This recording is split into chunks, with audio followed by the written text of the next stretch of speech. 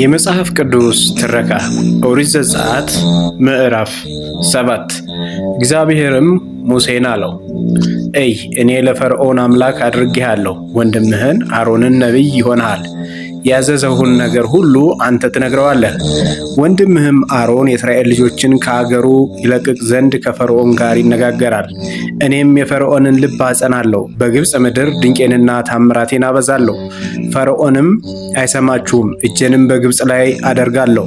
ሰራዊቴንም የእስራኤልን ልጆች ሕዝቤን በታላቅ ፍርድ ከግብፅ አገር አወጣለሁ። ግብፃውያንም እጄን በግብፅ ላይ በዘረጋው ጊዜ የእስራኤልን ልጆች ከመካከላቸው ባወጣው ጊዜ እኔ እግዚአብሔር እንደሆነው ያውቃሉ።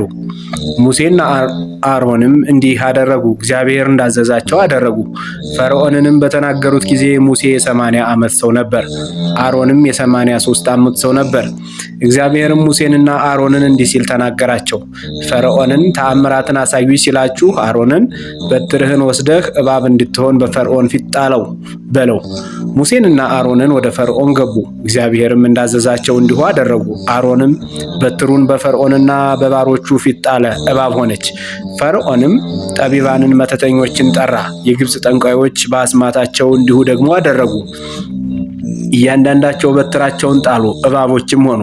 የአሮን በትር ግን በትራቸውን ዋጠች። እግዚአብሔር እንደተናገረ የፈርዖን ልብ አልሰማቸውም። እግዚአብሔርን ሙሴን አለው፣ የፈርዖን ልብ ደነደነ፣ ሕዝቡንም ለመልቀቅ እምቢ አለ። ማልደህ ወደ ፈርዖን ሂድ፣ እነሆ ወደ ውሃ ይወጣል፣ ትገናኘው ዘንድ አንተ በወንዝ ዳር ትቆማለህ። እባብም ሆና የተለወጠችውን በትር በእጅ ትወስዳለህ። እንዲህም ትለዋለህ፣ የዕብራውያን አምላክ እግዚአብሔር በምድረ በዳ እንዲያገለግሉኝ ሕዝቤን ልቀቅ ብሎ ወደ አንተ ላከኝ። እነሆ እስከ ዛሬ አልሰማህም። እግዚአብሔር እንዲህ ይላል፣ እኔ እግዚአብሔር እንደሆነው በዚህ ታውቃለህ።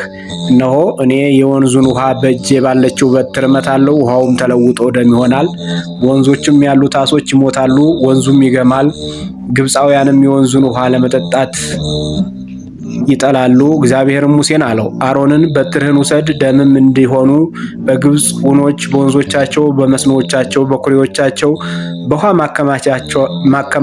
ማከማቻዎቻቸውም ሁሉ ላይ እጅህን ዘርጋ በለው። በግብፅም አገር ሁሉ በእንጨት ዕቃና በድንጋይ ዕቃ ሁሉ ደም ይሆናል።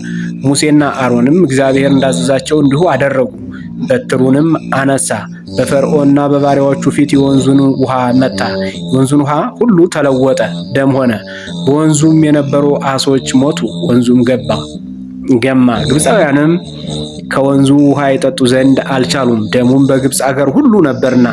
የግብፅ ጠንቋዮች በአስማታቸው እንዲሁ አደረጉ። እግዚአብሔር እንደተናገረ የፈርዖን ልብ ጸና፣ አልሰማቸውምም።